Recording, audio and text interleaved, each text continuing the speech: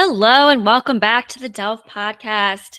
Today we're giving our reflections on this Instagram post that lists 3 steps to making friends as an adult. I'm Allie. I'm a staff therapist here at Delve Psychotherapy of Chicago.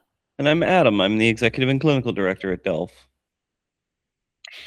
Help us spread the word with this podcast. I know we say it every week, but we really do rely on word of mouth. So please be a pal and spread the love. Also, do follow us on Instagram at DelvePsychChicago. And check us out on Substack at delvepsych.substack.com. Here at Delve, we offer individual, couples, group, and family therapy. So if you're interested in a free consultation call, then over to delvepsych.com. That's DelvePsych.com. So, Allie, this one was my recommendation. And, we had a conversation offline a while back about the Instagram posts, especially, and our endorsement of specific figures and who they are and what their activities are. I think it's so interesting. We don't really know about these people. And I know that throughout the history of the internet, we continue to find that people that seem great on the outside eventually turn out to be a little bit suspect when we dig into them a little more deeply. And so it puts us in a weird spot because I think we want to engage with public content.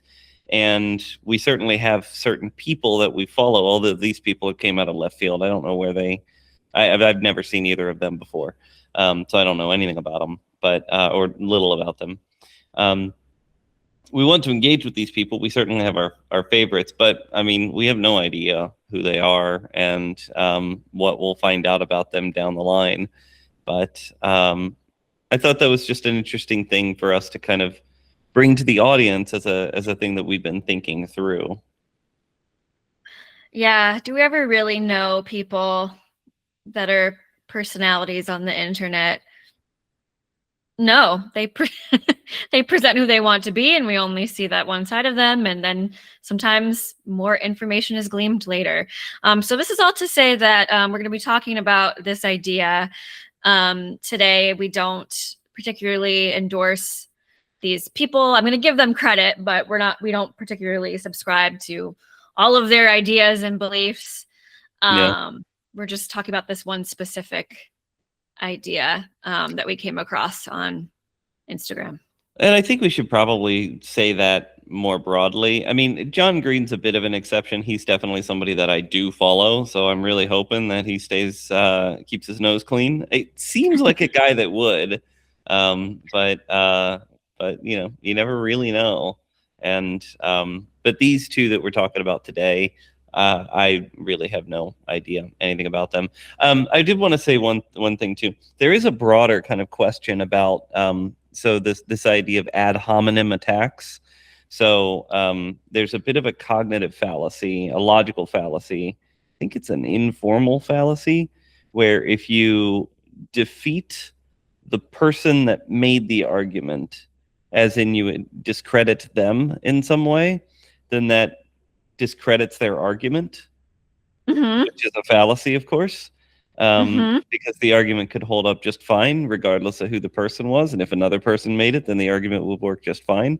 But I find in our society that ad hominem attacks are kind of people's favorite thing in the world. It's somebody said a thing, I don't like it, what's wrong with them? Is an interesting kind of mentality to go down rather than engaging with the idea itself. I was going to say, I feel like it's the number one thing people do in debates. It's attack the person. Exactly. Yeah, fascinating, right? It's a fallacy. Yeah, because the argument itself may completely stand regardless of who the messenger is. So with that in mind, so this is a conversation between the names on Instagram are Ken Coleman and Jenny Allen. And the caption is 3 steps to make friends as an adult. And Jenny kind of goes through these 3 steps to making friends as an adult. Adam, what drew you to want to talk about this today? Why did you think that this was applicable to our audience or could be of interest to our audience? I think people are extremely lonely right now. And I think making friends as an adult is especially difficult. I know that much concern, I guess, was made about the Surgeon General's report on male loneliness in particular back in the day. But I, frankly, being a clinical psychologist, talking to men all the time about their feelings and relationships, it seems obvious to me that there is a male loneliness epidemic, but they're not the only ones. I think there are a lot of people of all genders that are extremely lonely right now. And I also think that some of the advice that this person gives is the right answer to how to address some of these problems with your relationships. I think people are unwilling to kind of shift their mindset a little bit and take certain risks. And there's one in particular that I hear repeatedly from clients. So perhaps we get into them. Okay. Yeah, and just my take is I agree. I think especially in this digital age, we're kind of all in our own little silos and we think, in quotes, we're more connected than ever before. But are we really? It may seem like it, but like how much are we really actually connecting? And I also hear too from clients like how hard it is to make friends as an adult, especially if you like move to a new city. Because like when you're a kid, you go to school every day with a large group of people typically that are of your same age, and it's easier to make friends because you're just around them all the time, and it's there. And as an adult, it's like there's not that built-in space and place, gathering place, unless you make an extra effort to ensure that you're going to those spaces and places where you can meet people that are of your same age and of similar interest, right? Like that takes extra effort on your part.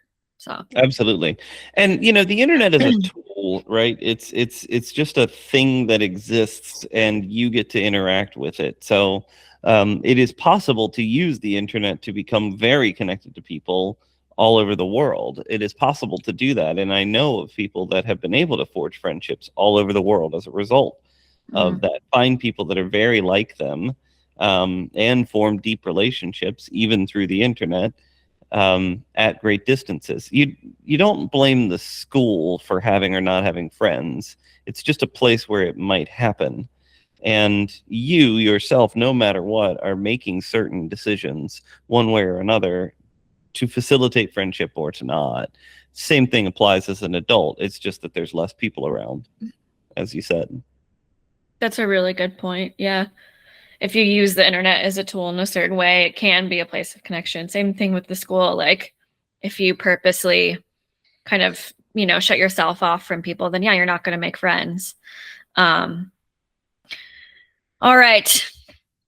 So the number one thing she mentions is to initiate, just simply take initiative. And she talks about this idea of like, well, these other people aren't initiating. It's like, and she's basically like, well, too bad. Like, Yeah, tough do shit. you want friends or not? So it But I seems want simple. friends who want to hang out with me. I want friends who want to take initiative with me. Mhm. And okay, here's the one thing maybe I differ from you, maybe I differ from her on. I do think there's something to like this like reciprocal nature of friendships that's like, okay, maybe in the beginning, like you are the one that more like puts your neck out there and initiates, and that's fine. But I can understand if like throughout an ongoing friendship, if you're always the one making the effort, making the effort, that feels, I can understand why people would be like, well, I don't want a friendship that's just me giving, giving, giving, and doesn't feel like the other person is as invested as I am in this thing. So what are So you I going to don't do know. if that's what you got? I would focus on fostering other friendship with another person. That What if you've personally done me. that for years? Done what for years? Gone to You've focus on another person? you've tried to find people that are willing to reciprocate, and they just don't. Find better people. But you've already done that in this scenario for years upon years upon years. Adam, don't tell me that you in okay. I think that you probably value friendships that are reciprocal. That's my guess on you. And I think that it's I think it's possible to find other people that are more willing to reciprocate. There are people out there. I am far more often the reacher outer in my friendships than I am the receiver of reachings out. In the last couple of years, I think a few friends have become more the reaching out type, but even in those friendships, I reach out more across kind of all of my friendships. Um, and I'm channeling as I kind of challenge you on these things. I'm channeling a couple of specific clients who tried exactly what you're saying, and for years upon years upon years, it didn't work. I think our Instagrammer here has a point, which is like tough cookies, just do it. If you want friends, just go have friends. And there are certain strengths amongst certain people such that they are more planful, more thoughtful about these types of things. I'm a pretty thoughtful guy. I'm probably going to be higher on the thoughtful guy scale than most guys around me. And so, like, if it's a sentimental thing to do for another person, especially a guy, it's probably going to fall on me. But there's also research. It's been a long time since I've looked at this that shows that um, if you look at the network of friendships, most people have how do I put this? Most people are connected to one other person or one or two other people. Those two individuals, one or two individuals, are going to be connected far more to a bunch of people than a few people. So, for instance, like you might have somebody, let's call him Juan. Juan ends up being everybody's best friend. Who's Juan's best friend? It's one of these many people. Hmm. So we have hubs. We have people that end up kind of being hubs. Yeah. And there's a reason for that if you look at introversion, extroversion. Whoever's the most extroverted is usually also going to be the one who's trying to get people along, who's trying to gather people. They're sort of like getting the ducks together. And they're the ones reaching out. They're the ones kind of organizing. They're the ones planning. They're the ones coming up with ideas. Whereas others are much more passive and waiting around. And where I think people get caught is they could be simultaneously very extroverted in terms of like general temperament, Mm-hmm. uh, but then very bitter about the fact that other people aren't more extroverted, but they're just not. Yeah. I don't know. I think there's a difference between sorry, I'm fighting you today. Okay. That's just what's happening. I think there's a difference between like having a friend that's introverted and knowing that about them and knowing that maybe they aren't the person that's like, I don't know. Um, I just think there's a difference between that and like not making effort. Like there's a That's difference. the framing, though, to say it's not making effort. The introvert is fine being home by themselves for 2 months, and it's an extrovert's judgment on them that that's not effort. They're comfortable. Hmm. And so you're saying that because of that, that doesn't mean that the introverted person cares less about the friendship. Certainly not. That's why Is they what keep you're saying saying. yes every time you invite them to things, because they're receptive. Hmm.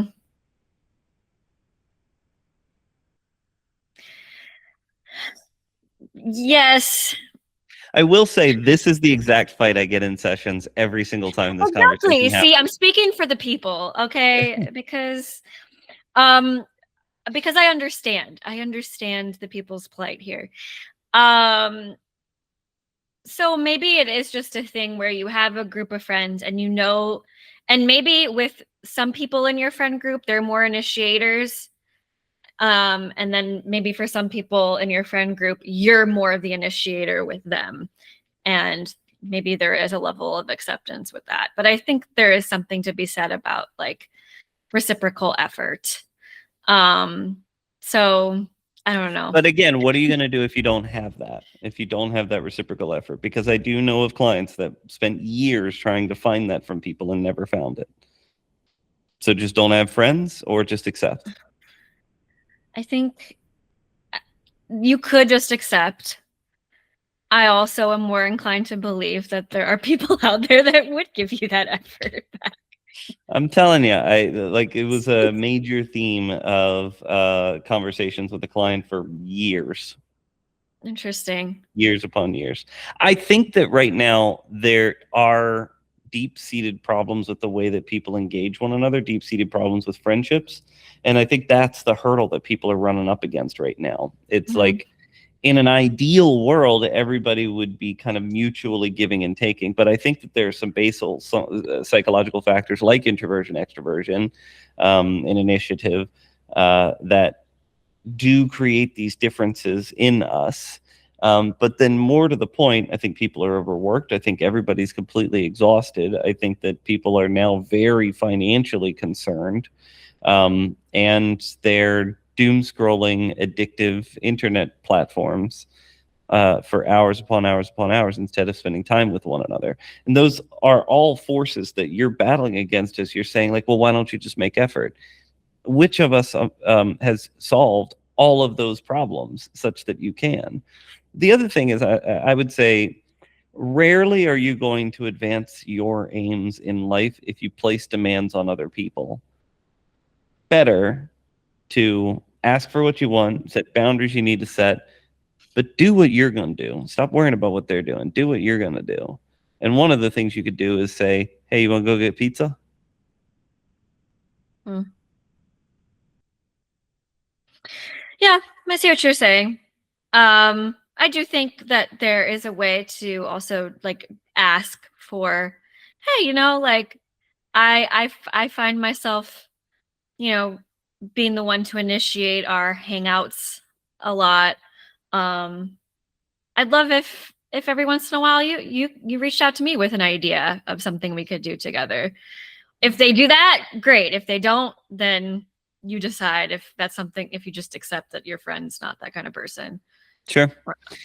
I'd say it's always fine to ask. It's also fine to not. I will say one of my best friends and I have a pretty odd relationship in that he is just very introverted, very, very introverted. He's fine on his own for days, weeks, months, years. But if ever I really needed something, um, he's there every single time. And Mhm. in remarkable ways, right? Like there have been times that I've had to like crash on his couch, and he was great with that. Um, there have been times when if major life events were happening, he would drive for hours upon hours to come into town to make sure that he was there for them. Um, and then he won't call me for 6 months, and you're like, "Where'd you go, buddy?" Um, but we have pretty regular he apologizes for it almost every time we're on the phone, and I would rather absolve him of that. If I want to talk to him, I'll call him and he'll pick up almost every time. It's fascinating. It's fine. And the only problem there is if I make that a problem. If I want to talk to my friend, I call him. Yeah. If you feel some type of way about it, then that would be the problem, yeah.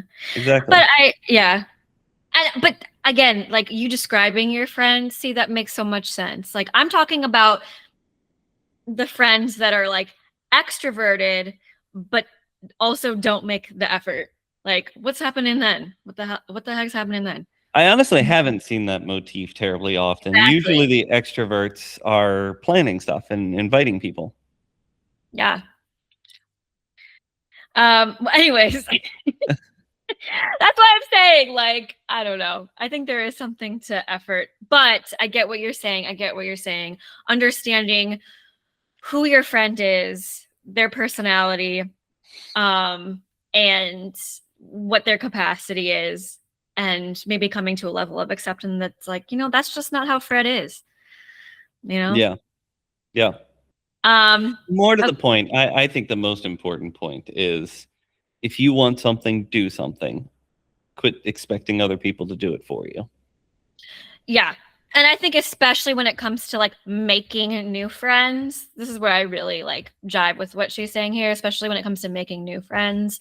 Like the idea of, well, these other people aren't like asking me to hang out and, really pursuing a friendship with me. Okay, well, whatever. Do you want friends or not? Like Yeah. you initiate. Who cares if they're not, if that's what you want, Take and then charge of your life. go from there. Um, so anyway, sorry, I had to fight Adam a little bit. That's Okay, fine. number two. I accept you. Say I need a friend. Oh man.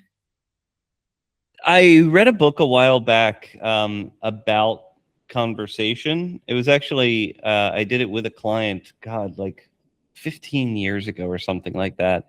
And I cannot remember the name of the book. It might have even been a great courses or something like that. But it was about how conversations work, and they were just very in their head about how conversations work.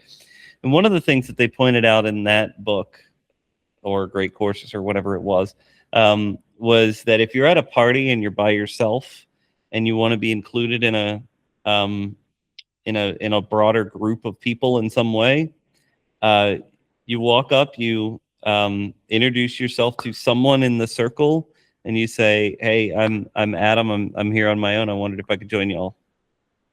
Yeah. Most of the time, it's fine. Most of the time, it's fine.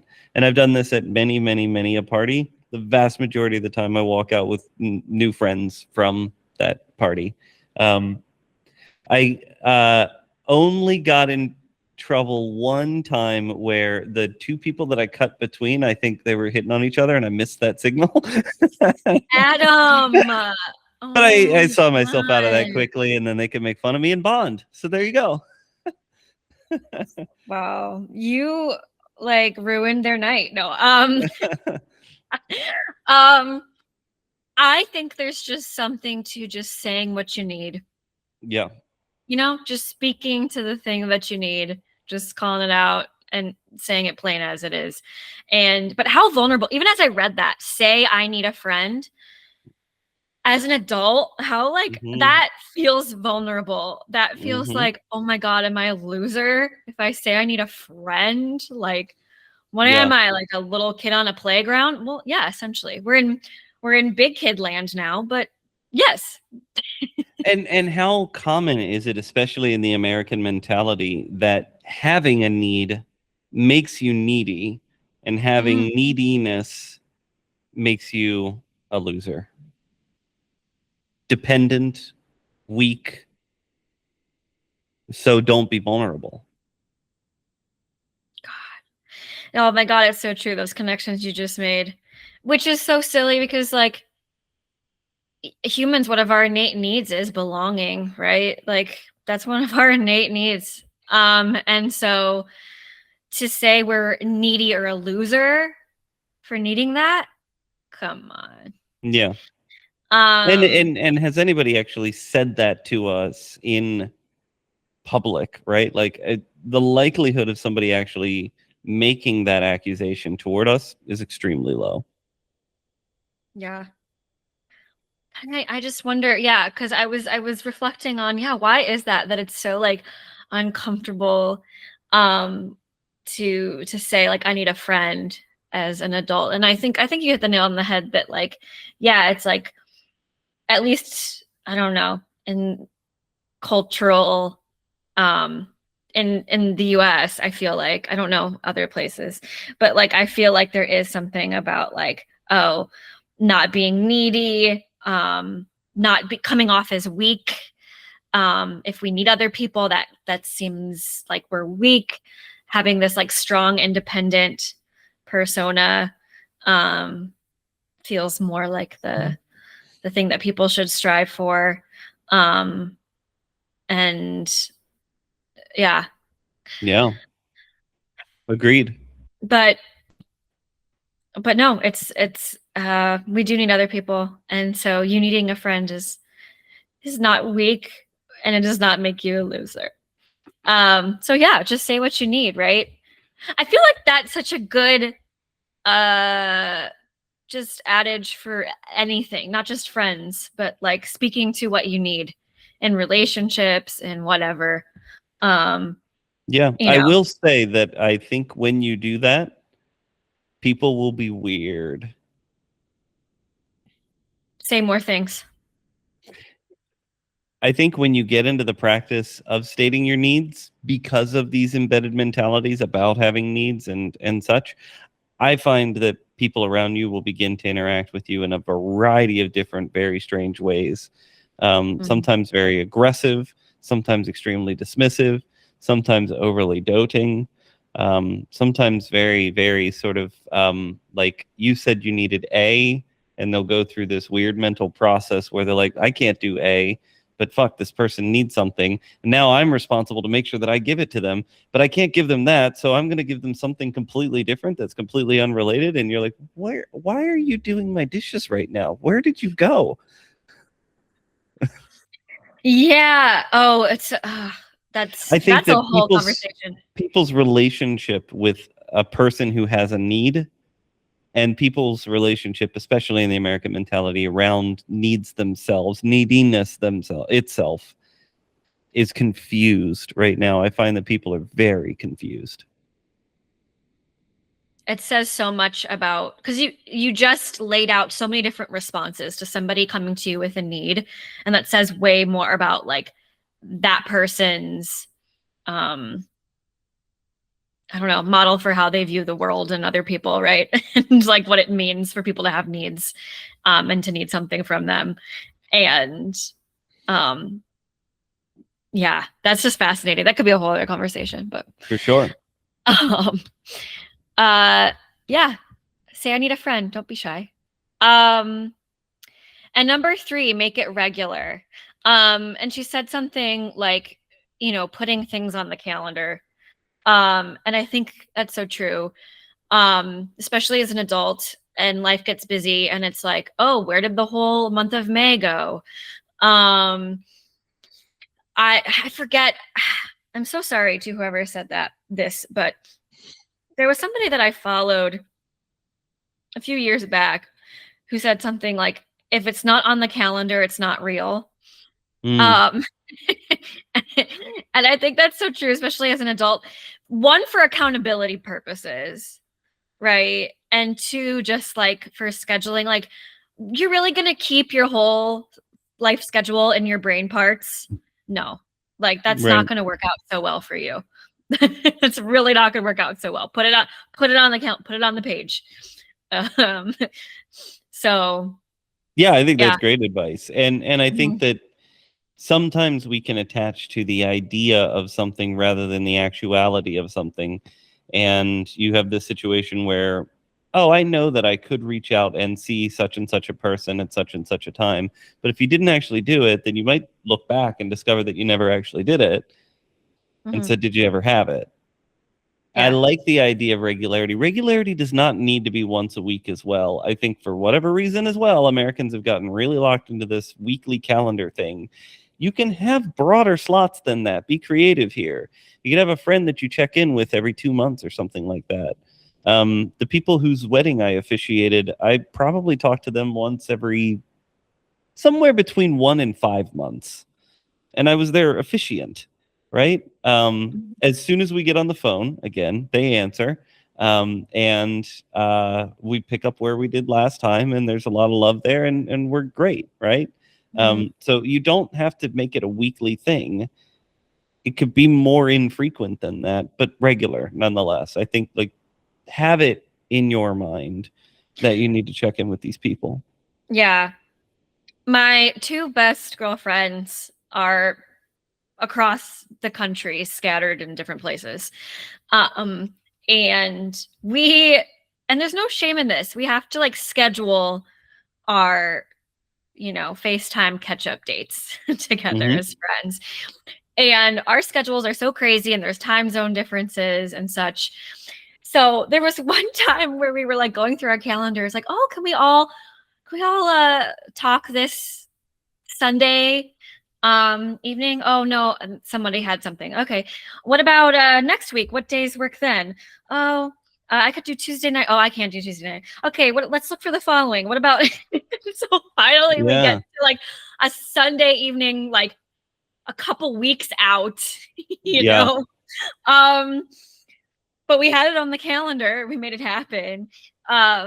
So, you do what you got to do. Yeah. But yeah, I think it just goes to show, especially when it's like three busy working adults that have full lives. Yeah, it can be really hard to make time and make it regular. But if you care, and it's relationships that you want to continue to foster, then yeah, like you'll find a time and put it on the calendar. It may be a few weeks out, but you'll put it on the calendar. Exactly. Do it. Just get it on the calendar and quit overthinking this, right? Like much of life's suffering comes from seeing it as it is. And if we are in a world where we're denying the busyness that other people, the reasonable busyness that other people have, then we'll create our own suffering through narratives about the reasons why they're not calling rather than actually seeing what's really happening, which is that they're just busy. Yeah. I think I either misheard you or you said it slightly different. What you meant to say, he may have said it completely right, but what I heard was much of the world's suffering comes from seeing it as it is. But what you Oh, meant to say was much of the world's suffering comes from failing to see things as they are. there you Right? go. Okay. Yes. Okay. I could be wrong. Roll back the tape. But Who knows? that's what, I will accept the correction nonetheless. um because yeah, you could get in all your feels. I could have interpreted that conversation with my friends of like we couldn't, schedule this phone call until like 3 weeks out as, oh my god, my girlfriends don't care about me anymore. I'm not a Mhm. priority anymore. Um that is not the case. It's just we're all very busy. Right. But you could see how me failing to see just the reality of our busy schedules and circumstances and situations, um, I could start to feel badly. Right. So Yeah. Much of our suffering comes from our narratives too. yeah, that's a whole narrative I just came up with that they don't care about me.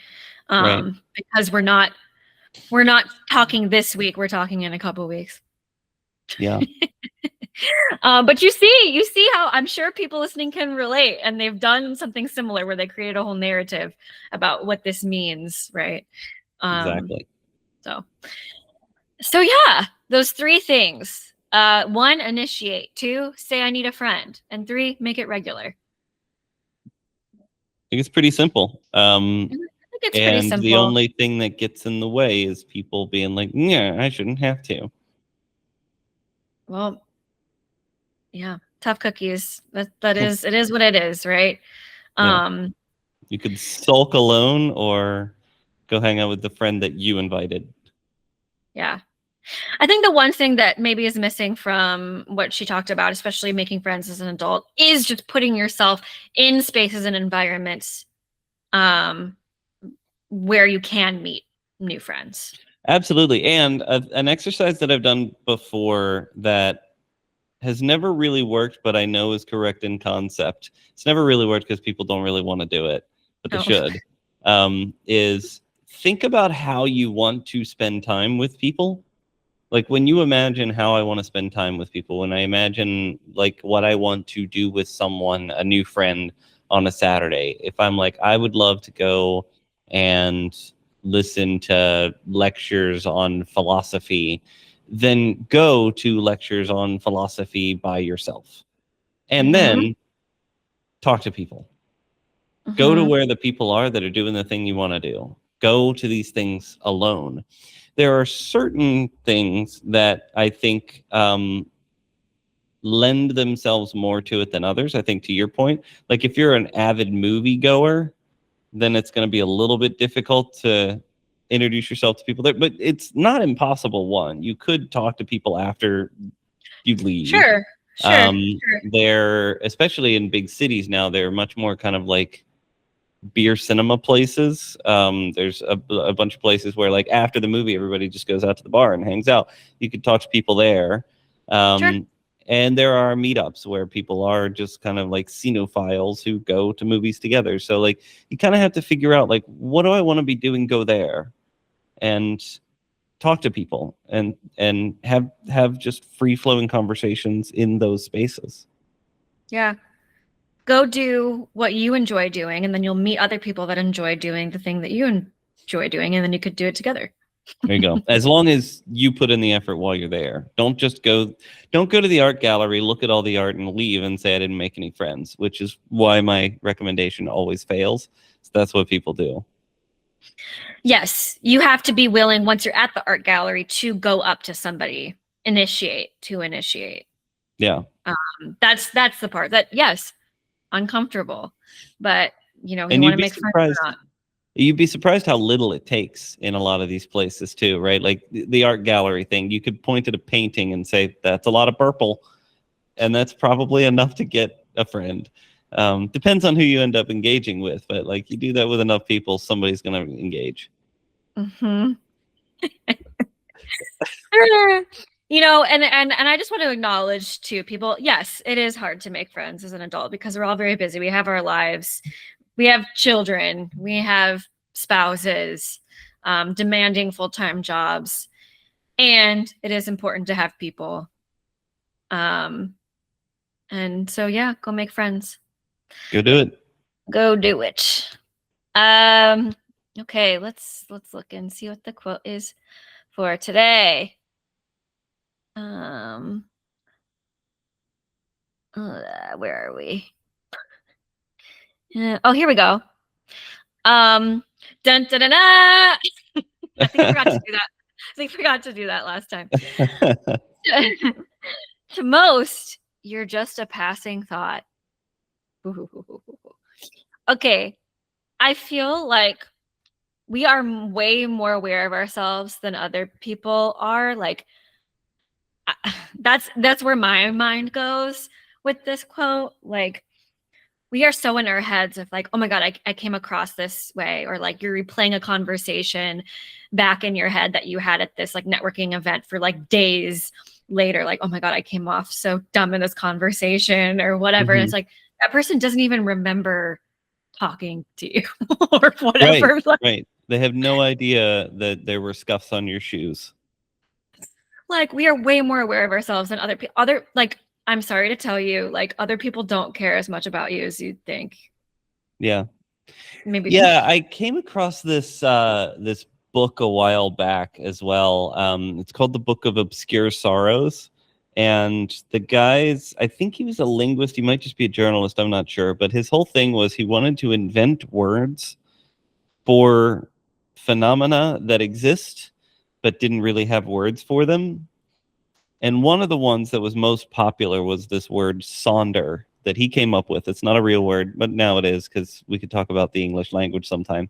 Sonder, which is the kind of sudden realization that the people around you, each of them individually, is living a life as vivid and rich and complex and nuanced as your own, and that you're just a background character in theirs. So, like, when you walked past that person the other day and they were so completely irrelevant to you, they walked past you and you were so completely irrelevant to them because they're worried about their mother and their friend and their job and their cookie recipe and so on and so forth. You're just a passing thought. Yeah, and how humbling is that? Yeah, just as much of like a rich life as you have, and you're worried, you're so self-focused on things going on with you, so is everybody else. So is everybody else. You are just a background character in everyone else's life, just like other people are a background character in yours. Maybe that gives some people relief, because I think some people are really, really focused on like how they're being perceived, really preoccupied by that. And yeah, I promise you, they're not as other people are not as focused on you as you are on yourself. So, Yeah, yeah, absolutely. I don't know if that offends some people. Like, what? People care about me? What are you talking about? Yeah, Not to the degree that you think. I want to be the most important thing in the world. I want to be the most important person in the world, or something of that nature, right?